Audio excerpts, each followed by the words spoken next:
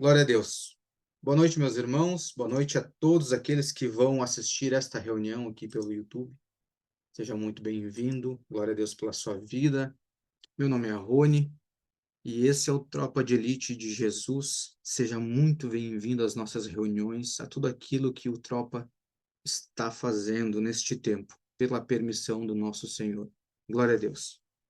Irmãos, a palavra, né? Tivemos uma palavra tanto quanto profunda, né, que mexeu muito conosco nessa parte da tarde, e um assunto que muitos, né, até comentaram aqui no pós, que parecia estar tudo ok, né, tudo resolvido, mas a gente viu que nós precisamos cada vez mais repetir, repetir. Acredito que o nosso aprendizado, né, e o nosso crescimento vem através disso, da repetição.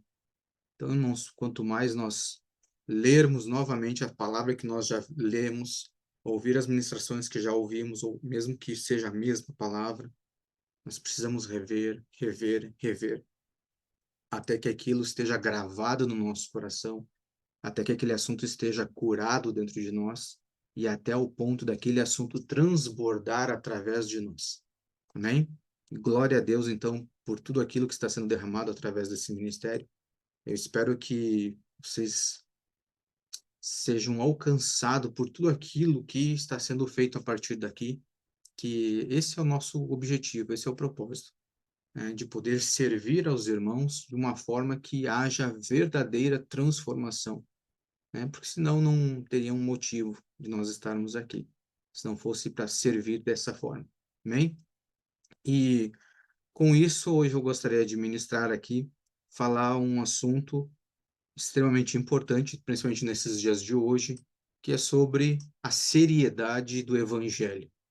O quão sério é o assunto, o evangelho que temos pregado, ou que temos ouvido, ou que temos compartilhado, se pela palavra ou se pelas nossas vidas, né, pelo nosso comportamento, mas o quão sério nós temos levado o evangelho do Senhor, se temos dado devida atenção e o devido respeito para com a palavra que o Senhor tem nos confiado.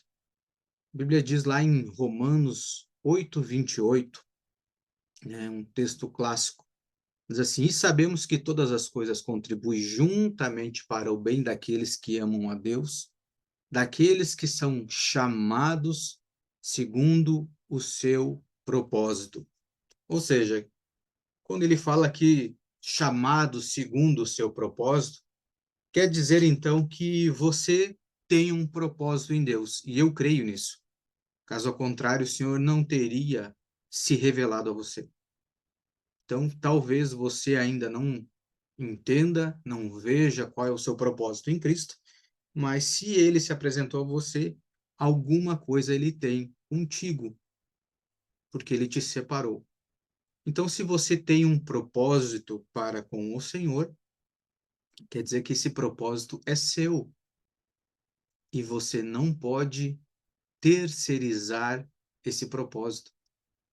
Nós estamos todos aqui unidos num propósito que é estabelecer um propósito em comum, que é pregar o evangelho, né, ministrar a palavra, levar o reino, ministrar o reino. Isso é um propósito em comum. Mas individualmente, cada um de nós tem um propósito no Senhor. E por que eu estou mencionando isso aqui? Porque se você tem um propósito em particular, quando tiver algo que foi confiado à sua mão, algo que foi confiado a você fazer, você não pode terceirizar para que os pastores façam, ou para que o seu líder faça, ou para que o seu discipulador faça. Se é algo que está nas suas mãos, é seu dever fazer. Afinal, Jesus Cristo morreu por você, te enviou um consolador para te dar direção e te deu irmãos para caminhar junto. Então não tem motivos para que a gente terceirize aquilo que cabe a nós cumprir, já que nós fomos chamados. Nós estamos aqui talvez num propósito, né? Unidos em um propósito, então a nossa caminhada se dará junto. Mas o fato de a nossa caminhada se dar junto não quer dizer que eu tenha que fazer o que você faz e também não quer dizer que você tenha que fazer aquilo que eu faço. Ou seja, eu não vou cumprir o seu propósito e você também não vai cumprir o meu propósito. Nós vamos andar juntos, vamos nos ajudar e cada um cumprindo com o seu propósito, o reino vai ser estabelecido, a igreja avança e o corpo de Cristo prospera. Amém? Glória a Deus. Com isso, então, o que eu estou falando tudo isso? Sobre essa seriedade que nós estamos levando o evangelho e para nós entendermos que já que eu tenho um propósito, eu que tenho que assumir esse compromisso. Primeiro, eu quero perguntar algo para vocês. E hoje, né, vocês sabem que eu gosto de ir construindo uma ideia para no final vocês, na cabeça de vocês, vocês montarem toda a administração de um contexto geral. Então, eu quero construir algo aqui novamente com vocês no dia de hoje. Pergunta que eu quero fazer para os irmãos. O que o Tropa representa para você? O que ele é para você? Por que eu pergunto isso? Eu me lembro de quando eu e a Fábio, quando nós nos convertemos numa igreja lá em Joinville, me lembro que quando o Senhor nos permitiu conhecer tudo o que envolvia, toda, sabe aquela descoberta da conversão, toda aquela descoberta de você ter os seus olhos desvendados para a verdade. Quando nós tivemos aquela iluminação, digamos assim, das coisas de Deus, irmãos, nós estávamos igual um pitbull na igreja, nós queríamos fazer tudo, nós queríamos participar de tudo. Eu servia no pátio, depois a Fábio foi servir com as crianças. Irmãos, a gente estava com sede quando nós descobrimos os planos do Senhor. Eu disse, cara, como é que essas pessoas estão aí há 20, 30 anos na igreja, sentada domingo após domingo, e parece que só estão lá. Como é que elas não se envolvem? Como que não participa? Como que não se preocupam com a obra que está sendo feita, já que o Senhor chamou para ser participante? E aquilo me causava, às vezes, até um conflito. Meu Deus, como é que, o que está acontecendo? Será que nós estamos no mesmo lugar? Será que estamos vendo a mesma coisa? Será que o Deus é o mesmo? Como que pode?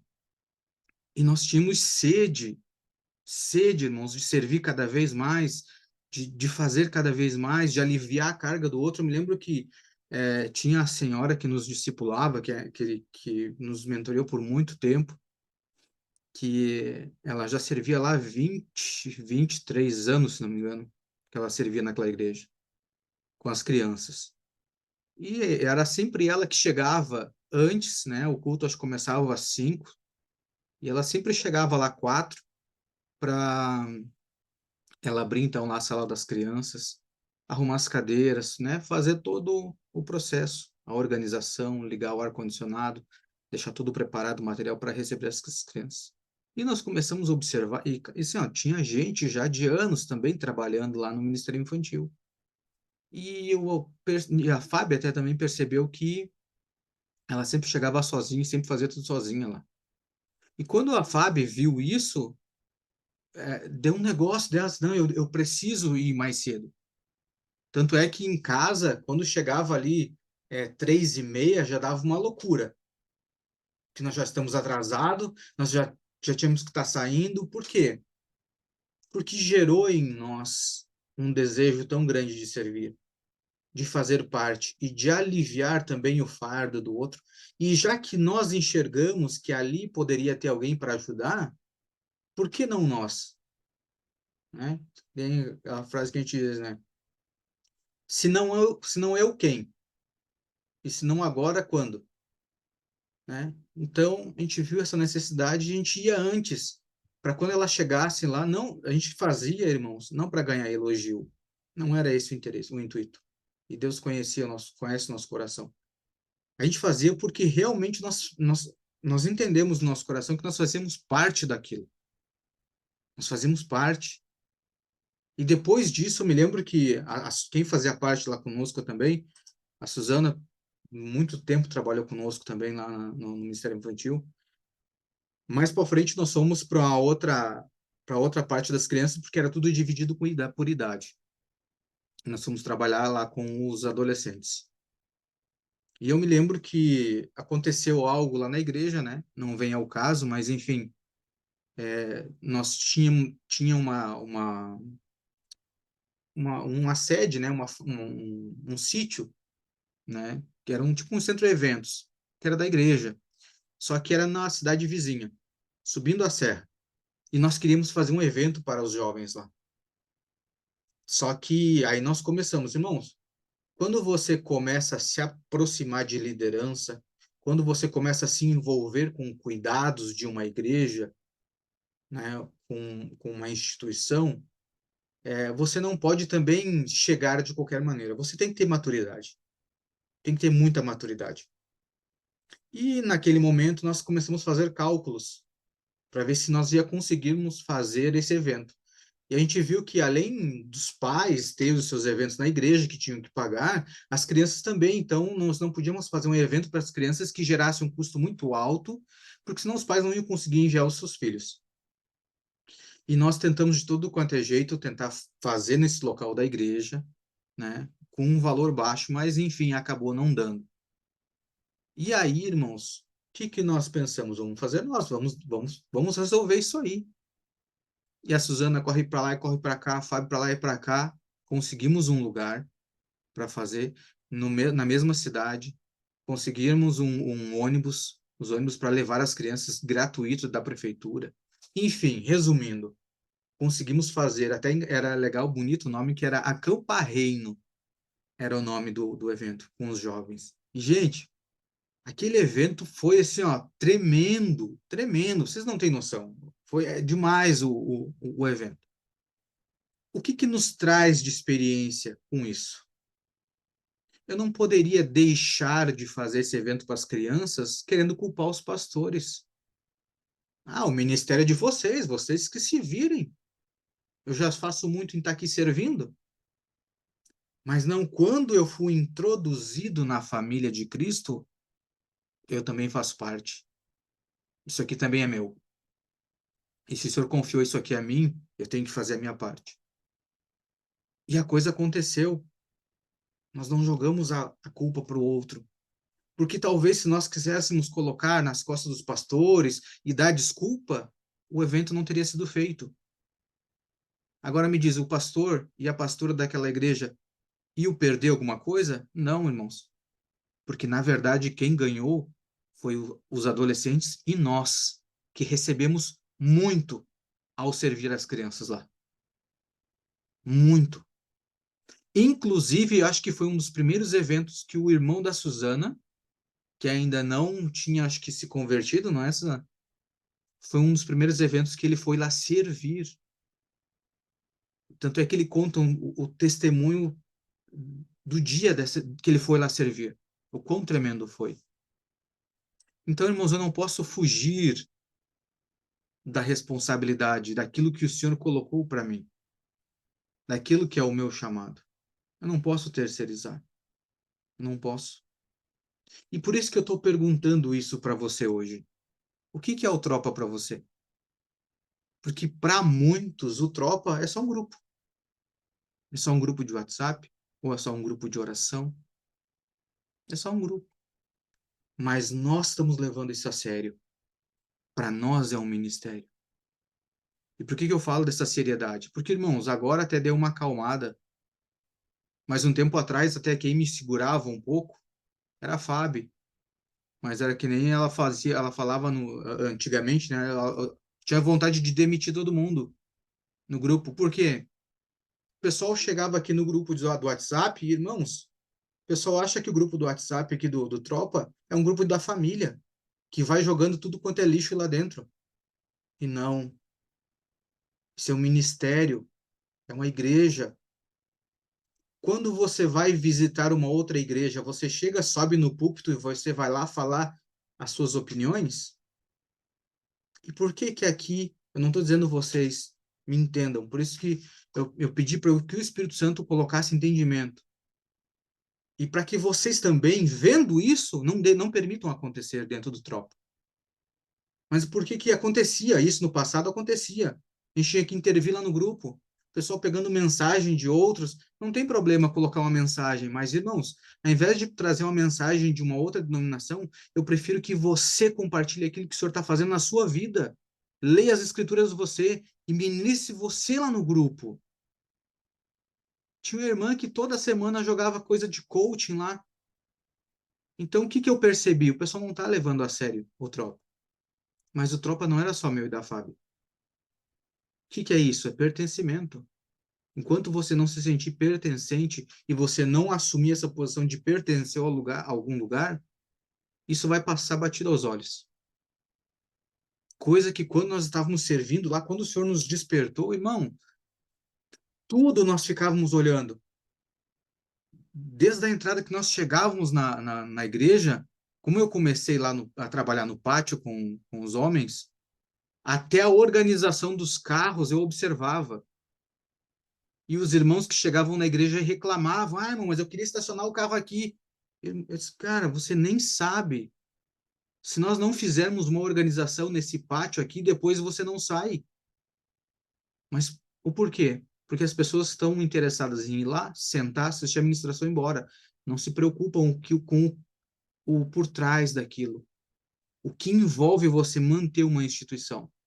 Não estão preocupados se a igreja vai ter água, se vai ter luz, se o pastor está bem ou não, se vai ter o ar-condicionado. Não, não se preocupam. E por que que eu estou chamando a atenção para vocês? Porque talvez, se nós hoje tivéssemos, naquela época, se nós tivéssemos a maturidade que nós temos hoje, nós teríamos errado muito menos, teríamos desonrado muito menos a nossa liderança.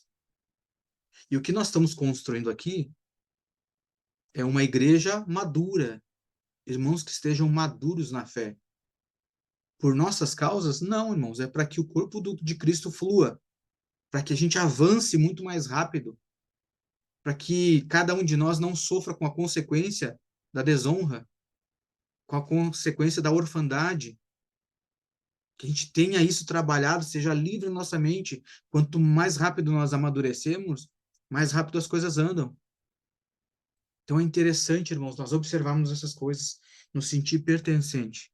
Amém? Eu sei que tem os irmãos aqui que têm as suas congregações, né? Que você talvez seja um visitante aqui. Amém, não tem problema nenhum.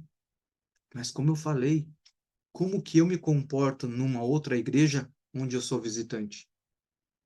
Será que eu chego lá e faço qualquer coisa sem consultar, sem conhecer o povo, sem consultar a liderança, sabendo que lá tem gente para organizar? Estão conseguindo me compreender? Então, tudo isso, quando nós realmente nos sentimos parte de algo, nós vamos cuidar, independente se eu sou o pastor ou se eu sou o irmão que cheguei ontem na igreja, porque nós lá fazia isso. Irmãos, nós tínhamos recém-chegado na igreja, fazia 2, 3 meses. Irmãos, e a gente começou a observar que tempo de casa não tem significado nenhum. É a forma com que você chegando se posiciona. Como é que você se posiciona no ministério onde você serve, onde você congrega? Você realmente se sente pertencente àquele lugar? Se você se sente pertencente àquele lugar, irmãos, esteja com os teus olhos abertos para tudo. Cuide aquilo. Cuide daquilo, porque foi aquilo ali que o Senhor confiou a você. E se o Senhor abriu os seus olhos para ver mudanças, por que não você? Ou você acha que aqui no Tropa não tem muitas coisas que nós precisamos mudar? Muitas coisas que nós precisamos crescer? Muitas coisas que nós precisamos expandir? Claro que sim, irmãos. E se você enxergou isso, você já parou para pensar que talvez Deus quer fazer a mudança no Tropa através da sua vida? Mas o que está só faltando é um posicionamento seu? Um pertencimento realmente ao Tropa? É porque talvez ainda não caiu na ficha de você que é um ministério. Talvez na mente ainda continue como só um grupo de oração e de reunião. Amém? Vamos seguir. Olha o que diz lá em Lucas. Lucas 16, versículo 10. Olha só.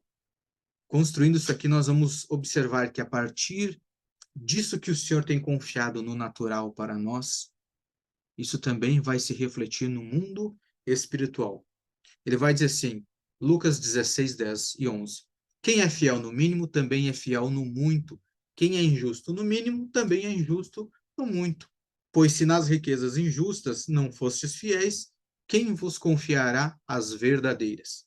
Quando nós lemos esse texto, o que nos vem na mente? Dízimo e oferta. Irmãos, esquece isso aí. Nosso pensamento tem que ir além disso. Não estou falando de dízimo e oferta.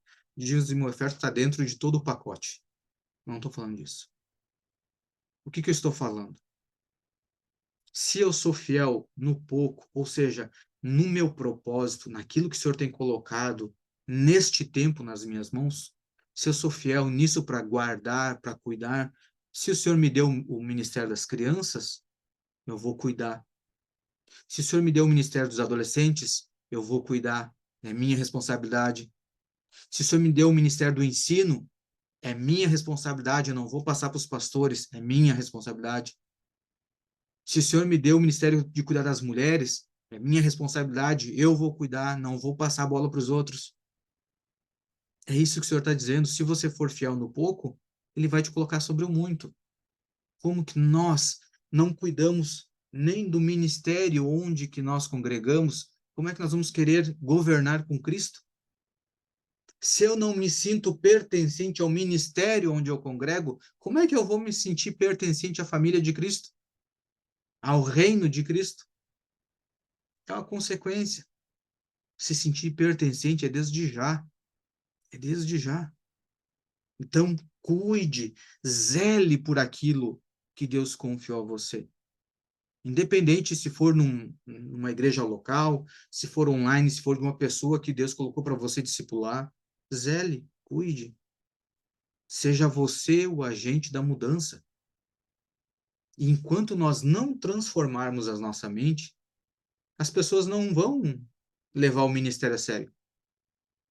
Vão continuar achando que o Tropa de Elite é só um grupo de oração. E se eu não levo o ministério a sério, daqui a pouco as pessoas também não vão, se eu não transformar minha mente, as pessoas também não vão me levar a sério.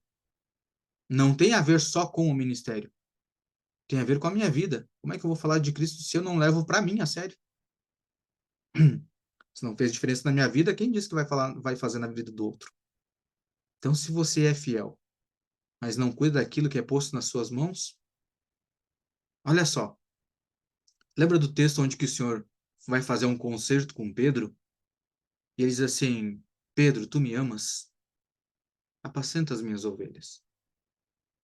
E aí Pedro poderia responder assim para o Senhor: Senhor, já que as ovelhas são tuas, por que não cuida o Senhor? Mas o que o Senhor estava querendo fazer? Incluir Pedro no propósito. Incluir Pedro na família. E acredito que até foi bom o Senhor ter subido aos céus.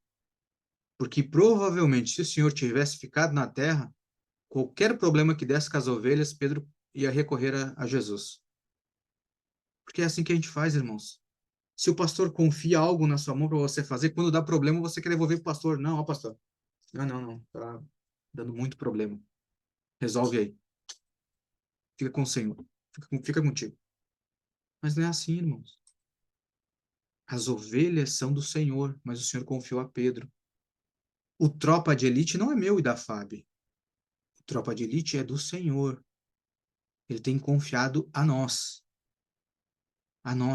a esse grupo que está aqui. Agora, qualquer probleminha, vão jogar para aquele que ele deu primeiro? Vou jogar para a FAB? Vou jogar para mim? Não. Nós precisamos tomar conta daquilo que o Senhor tem confiado, para que as pessoas vejam a mudança e a seriedade que nós estamos conduzindo o trabalho, a obra que o Senhor colocou sobre as nossas vidas. Para que aí as pessoas vejam que as nossas vidas foram transformadas e que nós estamos levando a sério, que é algo sério. E a partir daí, sim, essas pessoas vão ser alcançadas. E a partir daí elas vão olhar para o Tropa e não vão vir querer despejar as suas opiniões, que não conseguem chegar nas suas igrejas e expor as suas opiniões lá. E aí vem das opiniões aqui. Mas esquecem. Agora, quando elas chegam aqui e veem que tem um povo posicionado, que tem um povo na batalha para pregar o verdadeiro evangelho, eles não vão chegar aqui de qualquer jeito, achando que é a casa da mãe Joana. Não, não. vão encontrar um povo posicionado, que respeita a palavra, respeita o ministério, que se for em um outro local, vai respeitar aquele outro local porque tem um pastor governando sobre aquela igreja. Demonstramos respeito. Esse é um posicionamento de um crente maduro, de um crente que entende aquilo que está carregando nas mãos. Nós precisamos avançar nisso. Precisamos avançar. Amém? Estou trazendo tudo esse texto, todas esse início, né, para que a gente entre aqui na mensagem, né, já que eu dei essa breve introdução, agora nós vamos entrar na mensagem. Amém? Por que eu falo introdução, irmãos? Porque o texto que eu vou trazer está lá na carta aos Gálatas. E essa carta é uma carta onde que o apóstolo Paulo ele traz uma certeza, uma garra tão grande em defender o evangelho, em defender o verdadeiro evangelho, um posicionamento em pregar a verdade, em ser reto, em corrigir os irmãos que estão desvirtuando a verdade. Então, nada mais lógico eu trazer essa introdução para que a gente consiga entrar nesses textos, para a gente olhar com esses textos aqui dessa carta que é aos Gálatas, com seriedade, com entendimento, para que entre no nosso coração aquilo que entrou no coração de Paulo, para que nós consigamos compreender aquilo que Paulo estava tentando passar para os irmãos. Amém? Abra lá então Gálatas, capítulo 1, o versículo 20 ao 24. Primeiro, esse texto ele vai dizer o quê? O que acontece com uma igreja posicionada quando alguém se converte? Ele vai dizer assim, 22. Era, porém, desconhecido à vista das igrejas da Judéia que estavam em Cristo. Porém, só ouviram dizer aquele que nos perseguia no passado, prega agora a fé que outrora destruía, e glorificavam a Deus por mim. O que ele estava dizendo aqui? Que o povo não conhecia ele. O povo não tinha conhecimento dele. O povo só ouviu falar que aquele que antigamente seguia, que perseguia o povo, que perseguia os cristãos, agora se converteu. E por causa disso, eles glorificavam ao Senhor pela vida de Paulo. Então, olha já primeiro a maturidade dessa igreja, porque, irmãos, se tiver alguém que te persegue, que te faz um monte de injustiça e se converte, muitos não se alegram. Muitos vão dizer assim: ah, aprontou a vida inteira, agora vai querer se converter. O Paulo aqui se converteu, a igreja se alegrou.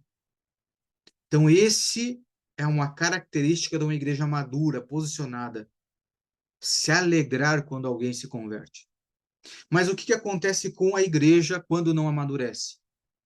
Quando não cresce, quando não se posiciona, quando não se reconhece no chamado que o Senhor tem, ou no ministério em que está inserido? Olha o que o apóstolo Paulo fala um pouquinho antes, no mesmo capítulo, só que no versículo 6. Porque hoje nós vemos, irmãos, muito disso aqui. Olha só que ele diz assim, no versículo 6, admiro-me de que tão breve vos desviastes daqueles que vos chamou para a graça de Cristo, para outro evangelho. E agora me diz, tem povo desviado dentro da igreja ou não? Vou só abrir um parênteses aqui, eu sei, tá, irmãos? Não estou aqui criticando, não estou julgando, não estou falando mal. Se o Senhor um dia se nos permitir ter uma igreja local, amém, nós teremos, sem problema algum. Mas eu não posso usar de desculpa de porque o Tropa não tem um templo, de que, fica difícil para servir, sempre uma desculpa, irmãos. A transformação do evangelho vai acontecer em você tendo templo ou não, se assim você permitir. Porque tem muitas pessoas que estão lá na Igreja Preta, com jogo de luzes, com louvor, e estão indo lá só por estar. Quantas pessoas você vê dentro da igreja hoje que desviam, que se separam, que acontece um monte de coisa, que trai? Então, me desculpa, mas a desculpa da igreja do louvor, do prédio, de ter comunhão com os irmãos, não é desculpa para que o evangelho não faça o efeito na sua vida.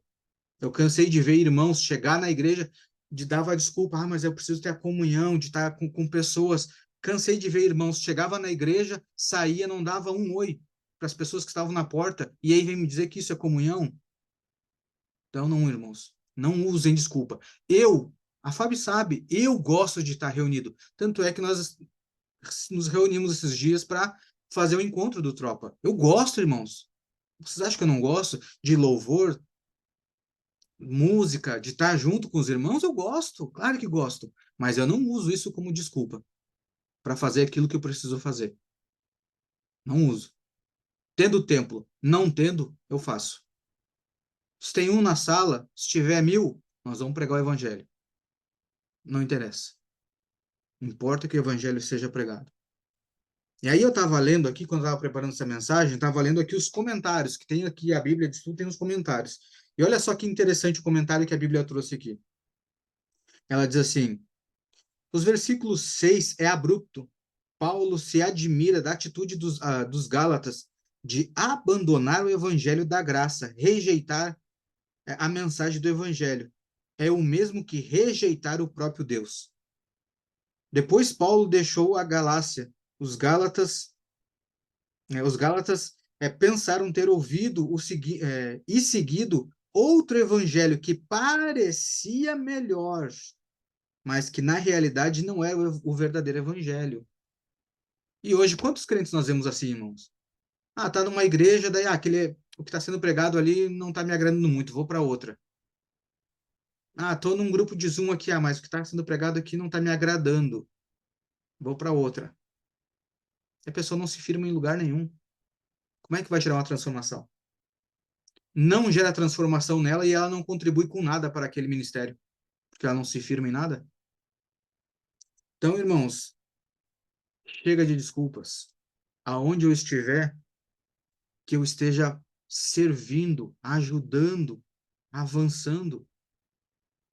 Irmãos, nós já temos o Senhor Jesus e o Espírito Santo para dizer o que precisa fazer. Não precisa de mais 1, 2, 3, dizendo assim, vocês precisam fazer isso. Não, está aberto a vaga, vem e faça. Se junte a nós. Se junte a nós. Se você viu, se o Senhor te deu essa visão, irmão, se junte a nós. Mas sabe o que é? Que daí eu vou ter uma responsabilidade, irmão, e talvez eu não estou muito afim de ter essa responsabilidade. Então tá bom.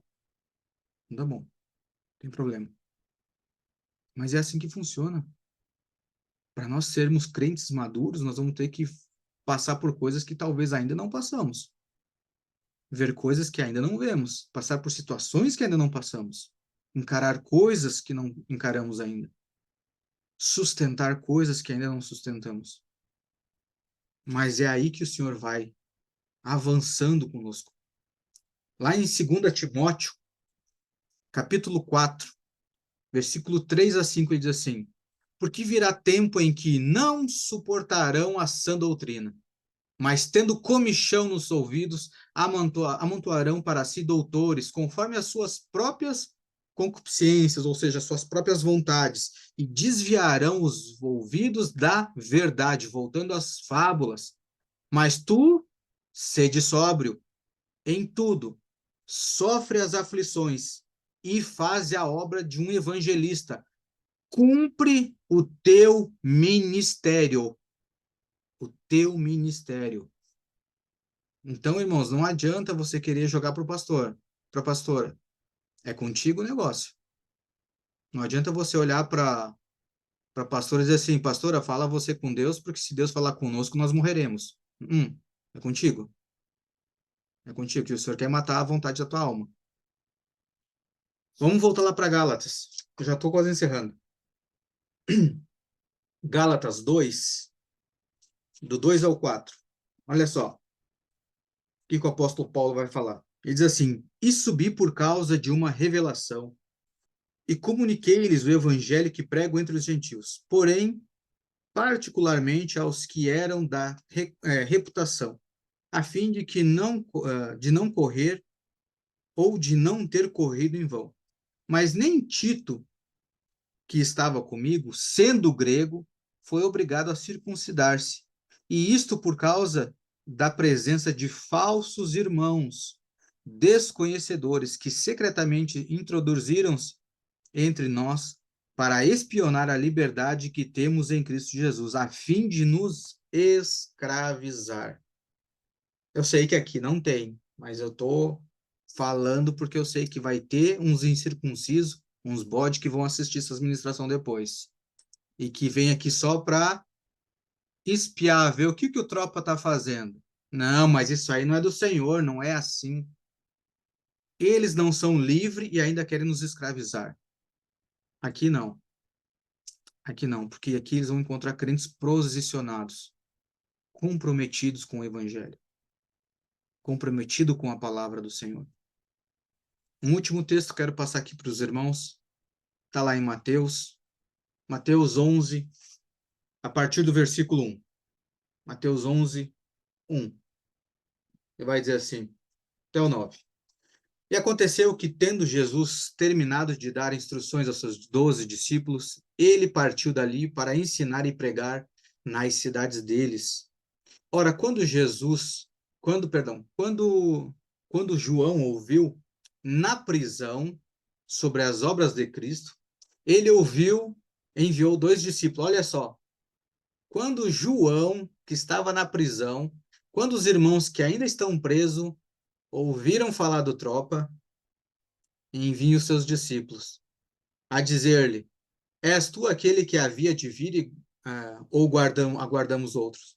Jesus lhe respondeu: Ide e mostrai a João novamente as coisas que ouvis e vedes.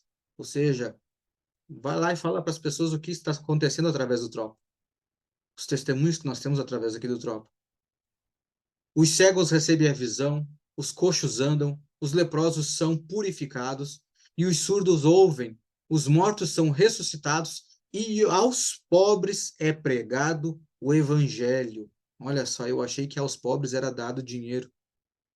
Muito bom ler as escrituras, glória a Deus. E abençoado é aquele que não se ofende de mim. E partindo eles, começou Jesus a dizer às multidões a respeito de João: o que fostes ver no deserto? Um caniço agitado pelo vento? Mas o que foste ver? Um homem trajado de roupas finas? Eis que os que se vestem de roupas finas estão nas casas dos reis. Mas o que fostes ver? Um profeta? Sim, eu vos digo, e muito mais do que profeta. E aí segue o texto. Minha pergunta para você hoje, irmãos, é: o que você veio ver aqui no Tropa? Um caniço agitado na internet? Pessoas bem vestidas nas suas casas ricas? Um templo preto com um jogo de luzes e louvores? O que você veio ver aqui? O que você veio buscar? Essa é a pergunta dessa ministração dessa noite. O que os tropas significa para você? Porque quando você assume um compromisso com o chamado do Senhor, com o ministério ao qual o Senhor tem te colocado, são as coisas mínimas, as quais você responsabilizando por aquilo, o Senhor vai te colocar sobre o muito. Mas primeiro governe sobre o pouco, para depois você governar sobre o muito. Se posicione no mínimo, para depois você se posicionar no muito. Tenha compromisso com o evangelho agora, para que as pessoas depois vejam o compromisso que você tem, sendo através de um discipulado, seja através da igreja, seja através de uma reunião, seja através de um áudio de WhatsApp, enfim. Quando a pessoa vê que você realmente é posicionado e firme no propósito, a pessoa vai identificar isso aonde você estiver, da forma que você se manifestar, que você manifestar o evangelho, a pessoa vai ver o quão sério é aquilo para você. Outra coisa que o Senhor me trouxe à memória, inclusive essa semana nós estávamos na casa da Jana, e aí a Jana contando, né, para nós, e também a gente já teve outras experiências sobre casamento, né, que ela tá ajudando a filha dela, que a filha dela vai se casar agora, e a gente sabe tudo que envolve um casamento. Irmãos, é algo que para os noivos chega a beirar ao estresse. É roupa para cuidar, para experimentar salão, para ver local da festa, toda a comida, né? Às vezes se vem parente de fora, você tem que arrumar local para abrigar toda a parentela. Gente, quem é que vai fazer as fotos, as filmagens? Da onde que vai tirar dinheiro? É uma loucura, é uma loucura. E na época de casamento, nada mais importa, o mais importante é você organizar aquele casamento. Tudo, tudo fica para depois. Naquele momento é o casamento. É ou não é? E quando, né, o senhor me fez refletir sobre isso, porque talvez nós esqueçamos que nós estamos sendo preparados para um casamento também. Em breve, que o noivo está voltando, né? Nós também estamos. E será que nós estamos voltando a nossa atenção para o nosso casamento? É ou não é? Por que que eu trouxe essa palavra talvez um tanto quanto mais pesada hoje? Por quê? Porque nós vamos participar desse compromisso aqui, ó, do corpo de Cristo. Eu não posso só. Isso aqui é um pão sem fermento, que simboliza o corpo. Esse ato é um ato simbólico, mas Deus ele se comunica por símbolos. Então toda essa simbologia tem um peso no mundo espiritual. Mas eu não posso participar de um símbolo espiritual e quando no natural eu não revelo eu não manifesto essa aliança. Eu digo que eu vou cuidar dessa parte do corpo, que eu vou assumir esse compromisso, mas com as minhas atitudes, com a boca, eles me louvam, mas com o seu coração, com as suas atitudes. Então é para nós começar a amadurecer, começar a entender o compromisso que é com o Senhor. Porque, irmão, se você pensar que o compromisso é muito grande, entenda que o que você recebeu nem se compara. Alguém morreu por você. Alguém morreu por mim. Por isso que eu falo tão seriamente sobre o Evangelho. E se você observar, leia essa carta aqui aos Gálatas. A seriedade com. Paulo é um exemplo de um irmão que ele levou à risca tudo aquilo que ele recebeu. Quando ele era da lei, ele aplicou a lei com afinco. À risca. Mas a partir do momento que ele se converteu, que teve um encontro com Jesus, foi da mesma forma. Irmãos, Paulo ou era 8 ou era 80. Quando ele era da lei, era da lei. E quando ele foi da graça, quando ele foi recebido pela graça, ele foi completamente tomado pelo Senhor e ele não abria a mão. E, irmãos, vou te dizer, Paulo só não usava o Zoom na época porque não tinha, por isso que ele teve que usar cartas. Porque tinha, se você ler, que você vai ver que muitas vezes ele queria ir ter com os irmãos, mas muitas vezes ele foi impedido, o Senhor não tinha permitido a viagem dele, então ele não foi, mas enviou cartas para trazer uma correção. Se vocês quiserem, a gente pode fazer reuniões por carta, não tem problema. Mas eu acredito que aqui pelo Zoom fica muito mais fácil. Amém? Então, isso aqui, irmãos, é um compromisso que nós estamos assumindo com o Senhor. É um compromisso. É o corpo de Cristo. E nós estamos fazendo isso em memória dele, até que ele venha, até que seja estabelecido o nosso casamento. Amém? Glória a Deus, louvado seja o nome do Senhor. Pai, nós te damos graça por tudo aquilo que o Senhor tem feito e porque o Senhor tem nos feito compreender a beleza e a grandiosidade do Evangelho, de tudo aquilo que Cristo fez por nós, tudo aquilo que o Senhor fez, tudo aquilo que o Senhor planejou desde antes da fundação do mundo. Nós te agradecemos porque todos os teus caminhos são perfeitos. Todos os teus caminhos já estão escritos.